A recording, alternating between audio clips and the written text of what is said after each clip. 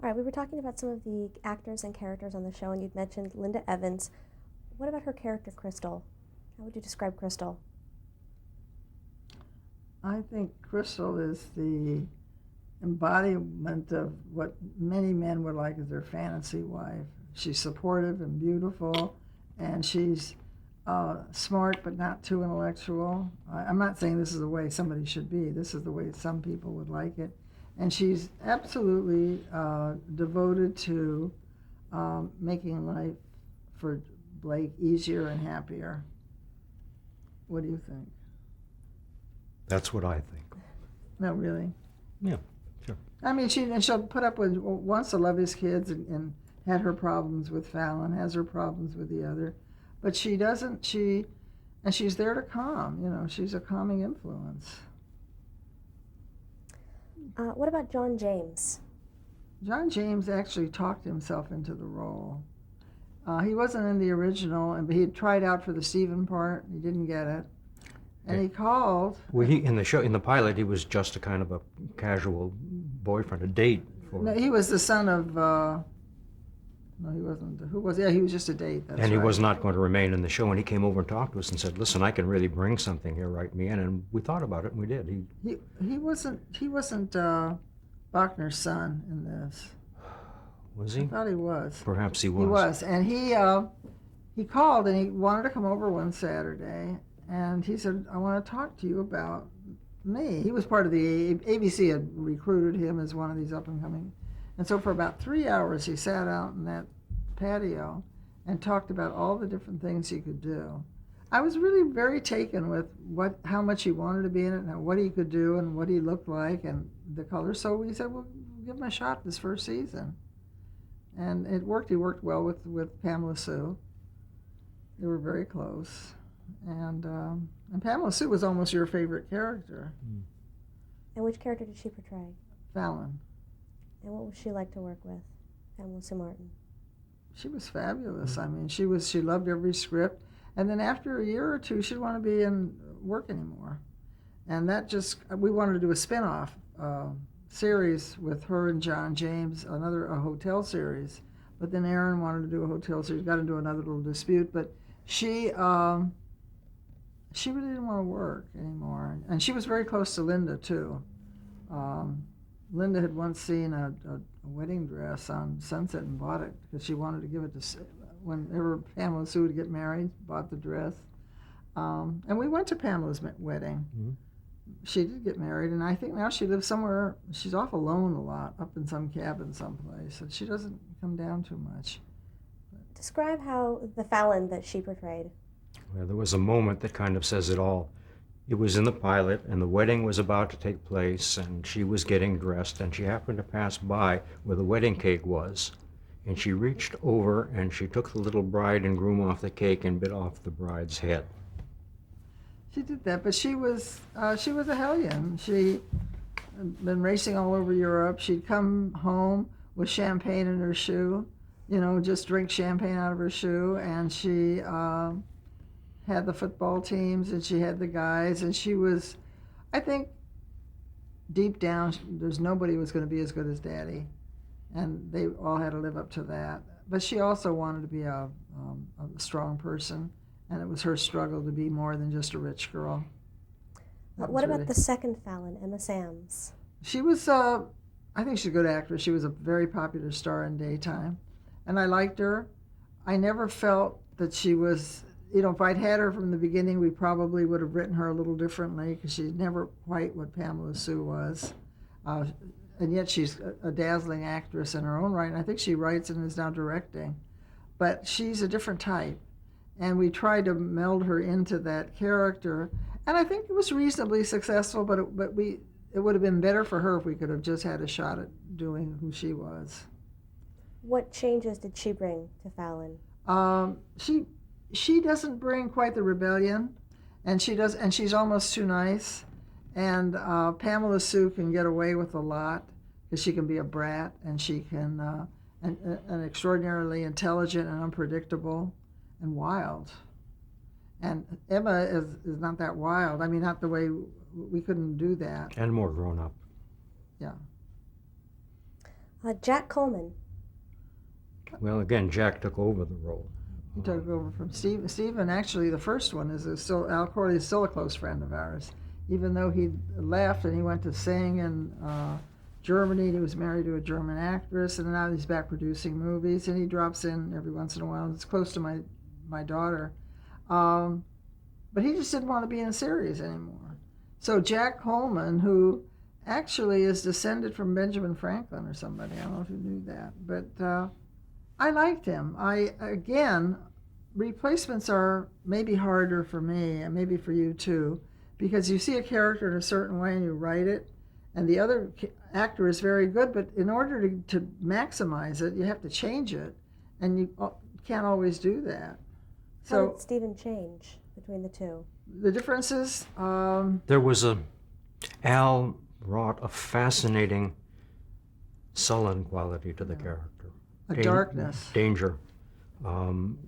Jack brings decency and openness. Yeah, and I think he doesn't bring the pain that Al did. Al brings pain, which is, something we needed in that character. How would you describe Stephen as you envisioned him? Sullen, occasionally brightened by things, intense. Stephen, I think, determined. was the first serious gay character on television. On really. series, Yeah. Continuing character. And yet when we explored parts of his bisexuality, some of the gay community said, oh, there are no such things as bisexuals. And, okay. But that we explored that other side. And like many actors in our business who try to take the cure, it doesn't always work. But we thought it was an interesting exploration. But I think Jack Coleman is an excellent actor. I like him a lot. But I think that what Stephen brought was also a kind of anger. You mean Al? I mean, Al. What Al yeah. brought was a kind of anger, and that was painful. And you could see how it rankled with him and his father. And it's not something. And Jack is really good, but he's nice. He's accommodating. He's more like Emma in a way. They're good actors, and maybe it's because they weren't there at the beginning and they had to take over. Because I think each of them could have done it, but we would have written it a little bit differently. But they did carry the rest of the show. Oh yeah. Gordon Thompson. I love Gordon Thompson. He's flamboyant. He was probably the most flamboyant of all of them, and the closest. I won't use the word arch, but the most flamboyant of them all. But he was also, the unknown son. I mean, he was the son that came back that they didn't know about. So, John Forsythe once said of Blake, speaking as Blake, my seed is everywhere. He was fun, and he related very well to Alexis. They played very well together. I just liked him. I see him too from time to time now. Heather Locklear, Sammy Joe. Oh, I love Heather. Heather was in another series of errands, and I was really kind of reluctant when we were thinking of casting her because she wasn't a trained actress really, and she'd come in the door and she'd start talking, and she didn't realize you don't have to walk and talk at the same time. But she turned out to be, of all the actors on Dynasty, I think she's the single nicest person. I mean, she always took whatever was given her and made the best of it. She never complained. And I don't mean that because it was easier on you, but there was always a bright smile. She was always caring about other people. And she had some stuff she was going through in her own personal life. Never used that as an excuse. Generous to everybody, not just with gifts, but with her time and everything. And she was smart because she knew she was watching some real pros, and I would watch her on the set, and she would watch how they acted. And she made that a school, and she learned timing, and she learned what to do. I believe that's what was going on, whether it was conscious or not. But I think it was a rewarding thing for her. And who was her character, Sammy Joe? How would you describe her? Trampy. She's Iris's daughter, Linda's niece, Crystal's niece, and she's also not impressed with all of this, doesn't really know about it, doesn't really necessarily appreciate it, but she's fun. She's just pure fun. I think that's what it is. I mean, I think she was also capable of, at first she was quite naive, but as she got into it, she was capable of standing up to Joan and capable of dealing with even Crystal. I mean, she just grew enormously. And Diane Carroll. Oh, I love Diane. How did she come to be cast on the show? Huh? How did she come to be cast on the show? We were at a club with Erin one night, a club on Beverly, and she was performing or something, and we just looked at each other. The interesting thing about that character and that casting, because we knew Blake had a sister, we never mentioned that she was black. Never in the history of the show. She came and she was on the show and she left, and never once did anybody refer to the fact that she was black. And we thought that it was time. We were looking. I don't think we'd written a character yet, had we? Or had we written a character of sister of Blake? So we did. And when we did the entrance, we had her come in, with furs and a gorgeous limo with all this French bags. And she walked in, and there were some black women in one of the audiences and said, "Boy, that Joan Collins is something, but Diane Carroll, she's really something else." And we got a lot of fan mail. They just loved her character, loved her being on the show, loved Billy D. Williams, who came on, and who's a other surprise. You talk to Billy D. Williams, and he kind of mumbles on the phone. You thought, oh my God, but he gets on screen, and magic time.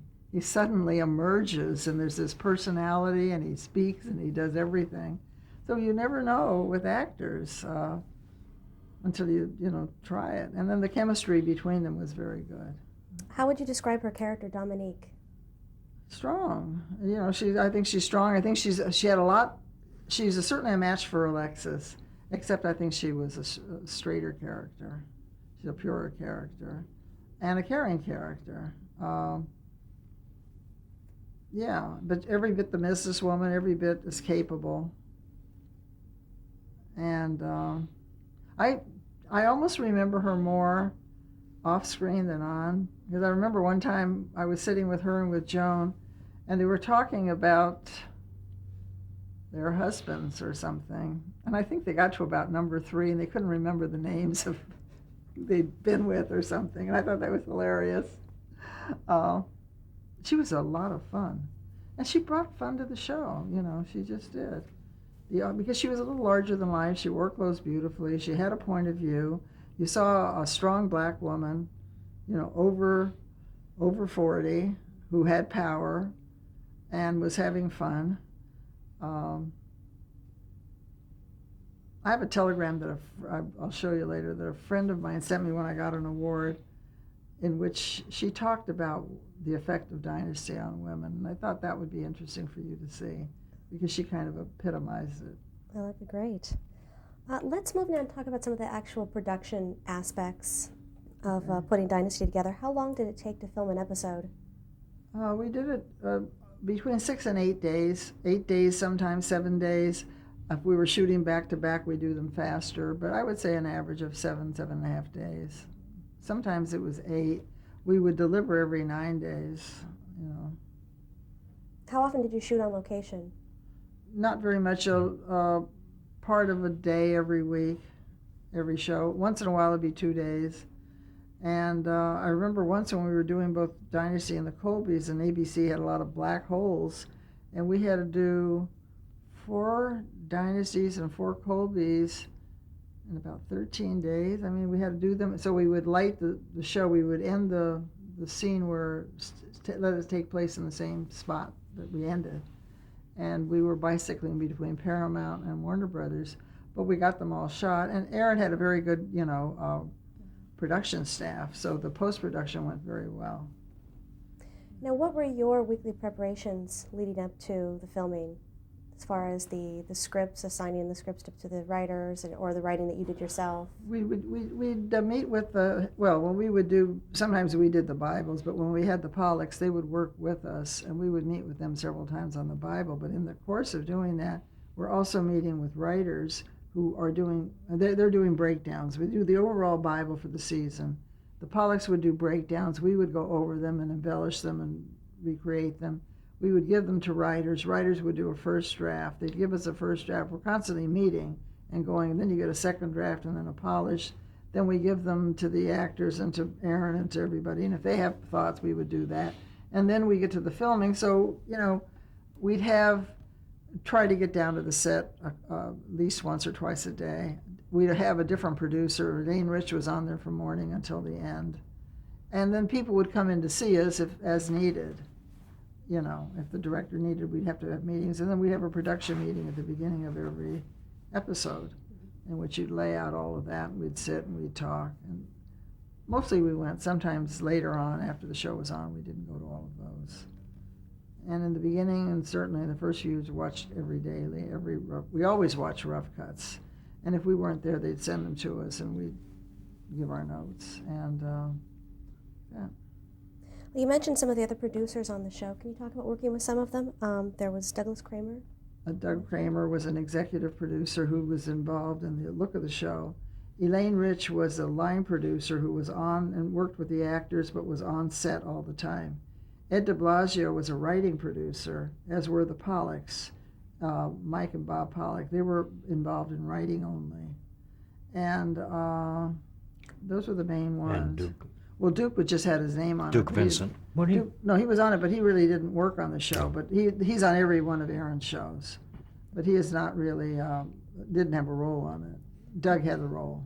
Philip Parslow? Philip, just on the pilot. Just on the pilot. Ed Letting? Ed Letting was also, what did he do? He just did something. I think he did 1 year. Didn't he? The first year, was he the producer? I think so. Was he? I think he was the line producer before Elaine came on. Yeah, he was an editor, wasn't he? No, he was a producer, line producer.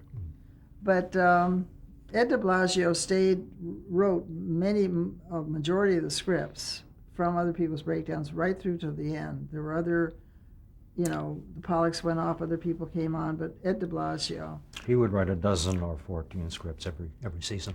Mm-hmm. He's a very good writer. Talk about the audience reaction to the show. Mm-hmm. It was so popular. Mm-hmm. It was popular from the beginning. I mean, they always liked the characters. The three main characters scored above 90, just in likability, and the show itself scored very high in the beginning. After the first season, it just it went across the boards: college students, older, younger, men, women, teens, pets, all of that.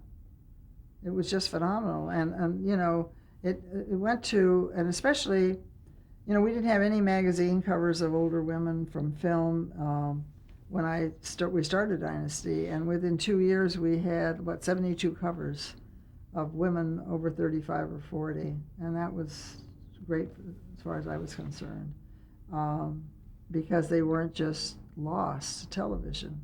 The dead mother syndrome again, that older women were alive and able to do these things and didn't have to necessarily be Botoxed, out of existence. Not that, I'm making any judgment about that, but it's nice that you can just take them the way they are. They happen to be pretty women, and you had to have an attractive Alexis, otherwise it would have been kind of pathetic, because she is 10 years older than Linda.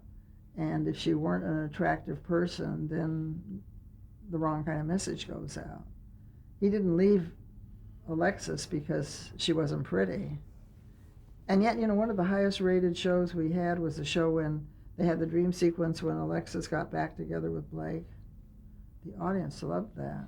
They just wanted to see that. They also liked the kidnapping when Linda was with some George Hamilton. They like to see that. They like to see the love that lives forever, but they like to see what happens outside of that, too. Was the show popular internationally as well? Oh, yeah. It still is. It's going to be playing somewhere in the world every day for the next 20 years. Why do you think it appealed to international audiences as well? I think even more. It's more like royalty to them. It's like American royalty. They like royalty-type shows, and they don't have. And in places where there are have-nots, they tend to like to watch the haves, and they like to watch the rich get it, or have problems. Not really bad ones like cancer and stuff like that they can't fix, but they like to see them get in trouble and get beat up. And the other thing is, we happened to catch the mood of the 80s, which was all about green mailing and stocks and all of that stuff. And David Murdoch, the tycoon we mentioned, was very helpful to us. He taught us a lot about how that whole process works. And because he was taking over companies and doing all of that. And it was fascinating. I mean, we were doing like the Apprentice could have been done 25 years ago, That was different for American television. Well, going off of the popularity, you began merchandising. Yes. Talk about that process. How did that begin? Well, it didn't begin till about the third or fourth year because we never thought about that. And my concept of merchandising always was Cupid dolls and beer mugs and T-shirts, and this wasn't our show. But people began to write in, even from the beginning, they'd want a sketch of Linda's wedding dress, or they'd want a picture of the fireplace. And men began to write because they wanted the kind of perfume that Blake gave to Crystal. So I said to Aaron that I wanted to start this merchandising, but I wanted it to be an upper class, a middle range. It should be inexpensive enough for the audience to buy, but it should be tasteful, and we should only do it with blue chip companies. So we did. We had about 300 companies come to us and wanted things, but we just picked the ones like for silver and crystal, we picked Gorham. It's not the most expensive. It's one that's affordable, but people could buy that. We picked After 5 for evening wear, and a bridal house that was well known, Adolfo's, that women could get from $200 to $1,000 or $1,500, but it gave them a range. And it was wildly successful. Our merchandising went well over $500 million.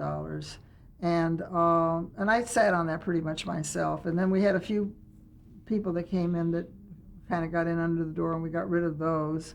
But we did tennis, we did rugs, we did everything, didn't we? We did hats, we did I have a tuxedo. tuxedos, yeah, they did. And jewelry. Jewelry was a big one. This is before Nolan did his, but we just had a very good jewelry company. And then Fox handled the merchandising, and then after a while, Warner Brothers still handles it. And we still get revenue from the perfume and other things every year. So the stuff still sells. And then I wanted to show you some of the other stuff that I have, but it's in my storage. So if we ever get a chance, I'll show it to you. I have like Dynasty Linda Evans dolls that somebody made, and nobody has these, and Joan Collins, and plates and dishes and stuff that people sent us. And I have a ton of clippings. I didn't know if you wanted to look through for anything you want to see. Much of it I still have over there. I couldn't pull it out because I didn't know where it was. But what were some of the top selling products, the most top popular? selling, I think probably the perfume. We had an opening in Bloomingdale's in the mid-'80s, and they took out big ads, and we were at the Regency Hotel. The whole cast was there. And so we took over Bloomingdale's, and all of our stars were behind the counters, and people stormed. And they did about $500,000 worth of business in 2 hours. I don't know if it was all Dynasty stuff, but they bought. And we got a lot of publicity, and we were all recognized on the street, and it was a huge launching. Did the stars usually participate in the Oh, merchandising? yeah, the ones that Joan actually had her own merchandising, but Linda and John, got their percentages. Whoever participated was paid a percentage of what it was. And then we split with Aaron another piece. The merchandising company got some. I mean, the whole thing comes to about, let's say there's 8% altogether, and out of that 8% you split down. There's a possibility we'll be doing, slot machines in Vegas now. So the 3 stars will be involved in that with us. That's who they want. And so, it's free money. Let's talk about some of the storylines. I mean, there's so many. We're just going to hit on a few. One of them was early on in the show, Alexis causes Crystal's miscarriage, and they have a cat fight. Mm-hmm. And this is one of many, many cat fights. Mm-hmm. How did that cat fight genre, a little subgenre, begin in Dynasty? Well, I don't know if it was new. I think that, women going at each other has happened in other movies. It just seemed to work here. And I don't know exactly how it came about, probably in a joint meeting with all of us. Yeah, it's the kind of thing that that Mike and Bob would have come up with, or we would have come up with. The situation just called for it. Well, when somebody will say, this is what happens, how are we going to deal with it? It just seems to me it goes beyond language. It's not an opera, so you're not going to sing, so what else can they do except go at each other? And once that's successful, then the audience likes to watch it. There's a bar on West Hollywood on Santa Monica Boulevard where before every show, they had a reel of all the cat fights to warm up the audience for about 15 minutes, and they'd play these cat fights over and over again, and then they'd get them geared to that. So that's really how that happened. Cecil Colby marries Alexis on his deathbed. He was a fairly prominent character early on. Why was he killed off? Well, I think to make room for more characters, and we wanted to show the extent of her ruthlessness. I mean, she just didn't want him to die, and it was important to see what you remember as she slapped him back and forth. Actually, her sister wrote a novel in which she kind of borrowed that scene from us. I thought that was kind of paying a nice homage to us, you know. We touched on earlier the fact that Stephen changed actors. He apparently was injured in an explosion, has plastic surgery. Mm-hmm. Were you nervous about how the audience would accept a new face as a familiar character? No. Well, I didn't. I probably should have been nervous. But no, I don't think so. This was common in daytime. It was. I think that it's always. I think you're going to lose a certain number of people, no matter what, whether you're nervous or not. But we didn't really have a choice. So we could sit there and take a nervous pill or forget about it and just deal with it. Another one we touched on was Stephen's homosexuality. Was the network nervous about the storyline? Extremely. Yeah, very nervous. How did you calm their nerves, or how did We you didn't. get it accomplished? We just sort of did it. I guess Aaron was supportive of us. And Aaron was, but the rest of them were kind of going behind the horn. And I'm not even sure Aaron didn't sometimes, but I know what your attitude was, if you remember. well, they had a meeting after the first season, and they kind of said, okay, he's been gay long enough, let's straighten him up here. And so Richard said, you remember what you said? Tell me what I said. You said something about that's the way it was going to be, and if you wanted somebody to do something else, they could just leave $10 on the pillow, and they could get somebody else to do this. And he's not going to do it. No. That was it. And then they all got nervous. But, we had people from our own camp, and I can't assign names, but they would be leaking stories to the National Enquirer, and we'd find them out by our garbage can trying to go through our garbage, so we couldn't put anything out there. And I didn't know who was our friend and who was our enemy, but I think, to their credit, they probably thought any publicity is better than none. And so that they would do that, and we would be guarding all of our ideas carefully. And our partners were. But our instructions to the writers about that character were simply ignore the fact that he's gay and write him like anybody else. In fact, even in the love scenes, just two people in love, and write it that way. And it worked very well. When you look at the love scenes, they're pretty tame compared to what goes on now. I mean, if you look at Queer as Folk or, even 6 Feet Under, they're a lot more outspoken. But we never would give that up. And I mean, we did explore the other side because we thought that was interesting, because how long are you going to play gay too? He got married, now he's straight, and then he's bisexual, so he gets the longing for somebody else. That's what the character was, confused. Well, let's stop right there and change tape.